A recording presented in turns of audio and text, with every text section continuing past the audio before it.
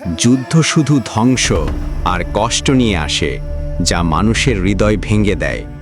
সম্প্রতি ইউক্রেন রাশিয়ার যুদ্ধের এক ভয়ঙ্কর ভিডিও ভাইরাল হয়েছে, যা পুরো বিশ্বকে কাঁদিয়েছে। আজকের ভিডিওতে আমরা জানব কিভাবে এক রাশিয়ান সৈন্য অলৌকিকভাবে মৃত্যুর হাত থেকে বেঁচে ফিরলেন। চলুন শুরু করা যাক। এক রাশিয়ান সৈন্য একটি ট্রেঞ্চের মধ্যে আটকা পড়েছেন। এক সপ্তাহে 5 বার ড্রোন হামলার শিকার হওয়ার পরও ভাগ্য তার পক্ষেই ছিল। তিনি বেঁচে যান, কিন্তু খাদ্যের অভাবে তার শরীর একেবারে দুর্বল হয়ে পড়ে।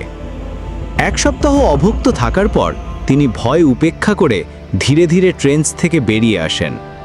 ঠিক সেই মুহূর্তে একটি শত্রু ড্রোন তার সামনে হাজির হয়। ড্রোনটির একমাত্র উদ্দেশ্য ছিল তাকে বোমা মেরে ধ্বংস করে দেওয়া। কিন্তু এরপর যা ঘটে তা সিনেমার গল্পকেও হার মানিয়ে যায়। এটি আবারও প্রমাণ করে যে যুদ্ধের পরিণতি কতটা ভয়ঙ্কর হতে পারে। প্রাণ বাঁচাতে রাশিয়ান সৈন্যটি আত্মসমর্পণের চেষ্টা করেন। ঠিক সেই মুহূর্তে শত্রু ড্রোনের অপারেটরের মন গলে যায়। ড্রোনটি কিছুটা দূরে উড়ে গিয়ে একটি ফাঁকা জায়গায় বোমা ফেলে এবং তারপর ফিরে আসে। সৈন্যটি বিভ্রান্ত হয়ে ভুল পথে হাঁটতে শুরু করে। ড্রোনটি তখন তার সামনে উড়ে গিয়ে তাকে সঠিক পথ দেখায়। তবে সে এতটাই দুর্বল ছিল যে তার পক্ষে হাঁটাও কঠিন ছিল।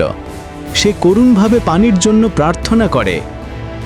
ড্রোনের অপারেটর তার কষ্ট বুঝতে পেরে ড্রোনটির মাধ্যমে তাকে একটা পানির বোতল পাঠায়। পানি হাতে পেয়ে সৈন্যটি মনের গভীর থেকে কৃতজ্ঞতা প্রকাশ করে। তাকে কিছু নির্দেশও দেওয়া হয়। সে বোতল খুলে এক চুমুক পানি পান করে, যেন তার জীবন ফিরে পায়। এরপর সে নির্দেশ অনুযায়ী ট্রেঞ্চ থেকে উপরে উঠতে শুরু করে। এই সময় তার নিজের দলের সৈন্যরা তাকে আত্মসমর্পণ করতে দেখে দূর থেকে লক্ষ্য করে গোলা বারুদ ছুটতে থাকে। কিছুক্ষণ পর রাশিয়ান সৈন্যরা একটি গাড়ি নিয়ে এগিয়ে এসে রাশিয়ান সৈন্যটির উপর হামলা করে। আহত সৈন্যটি আবারও উঠে হাঁটতে শুরু করে। তার পথ যেন শেষ হয় না। ড্রোনটিকে অনুসরণ করতে করতে সে আবারও সেই ট্রেঞ্চের মধ্যে চলে আসে। এরপর শুরু হয় তার অফুরন্ত যাত্রা। রাশিয়ান সৈন্যরা তার দিকে আরও একবার গুলি চালাতে শুরু করে।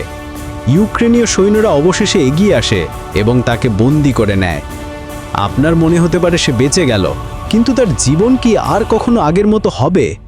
সম্ভবত সে যুদ্ধের দুঃস্বপ্নে জর্জরিত হবে এবং ইউক্রেনীয় কারাগারে একটি জীবন্ত লাশের মতো পড়ে থাকবে।